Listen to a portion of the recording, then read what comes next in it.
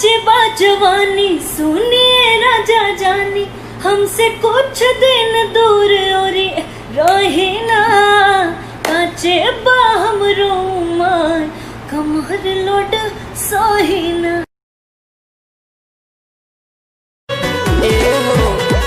Ticket कटल पिया AC गो, भले लगी पैसा बेसी गो, चलल जाई बढ़िया से।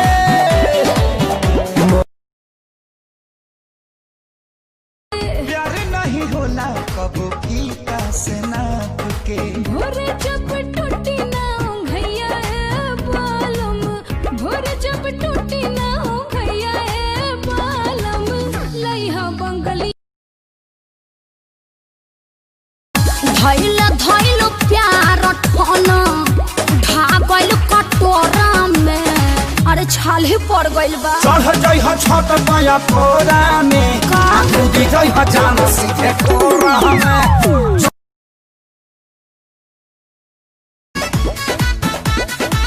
बालो न होश में मतल तू जोश में, लागे न देबा भैये ये राजा जी मुआइए देबा का, कि कम जहुआइए देबा। हमरा मिलल बा मरद नचनिया सखी, सुन कहतानी कर रहनिया सखी, मुँह लागल बा एकरा बजरिया के, मुँह लागल बा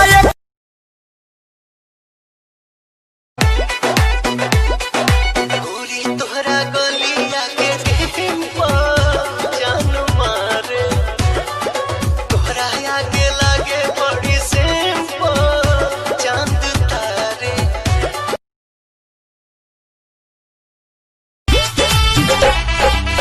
के कनो दावा खियाई एकरा होला लाया सर, नहीं बुझाता बेदर्दी। हम बन गाँव में आ तू बाडू टाउन में, हम बन गाँव में आ तू बाडू टाउन में, लागत जवानी कट जाई लॉकडाउन में।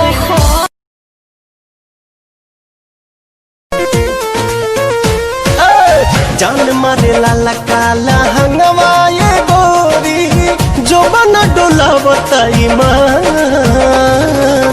चोलिए में अटकल परान एरा। अब तो लागी रोजा छावा का हो,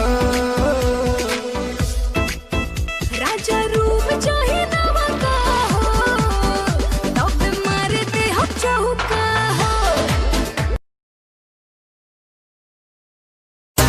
चमके शीशा जैसन टिकना नजरिया जान, सजहू पानी रे गइलू आँखी के पुतरिया। पूरा जाता के सारी संगे टोला बलम, टोला बलम, अरे टोला बलम, हमार पेने के मन बड़ी होला, ले आई शंखा पोला बलम, जवन गौरा के पहिरा बस भोला। एक बेर तुम भरोसा करो ना, राजा को ना मैं लेके चलो ना, मेरे सोना ना टेंशन दीजिए मेरे मरद।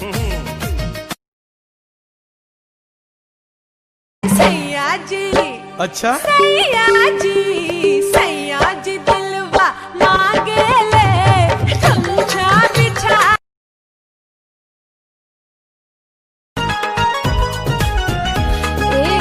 किसमिस बनाते अंगूर जैसन देहिया, हो खबू टनाटन विटामिन खैबू जहिया, ऐसे लगे देहिया में भैया।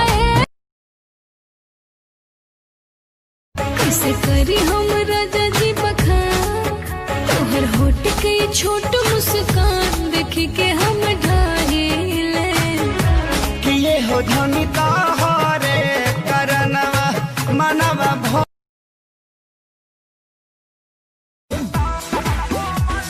मिले जब आई हो तो किस देके जइहा, कब नहीं चलिया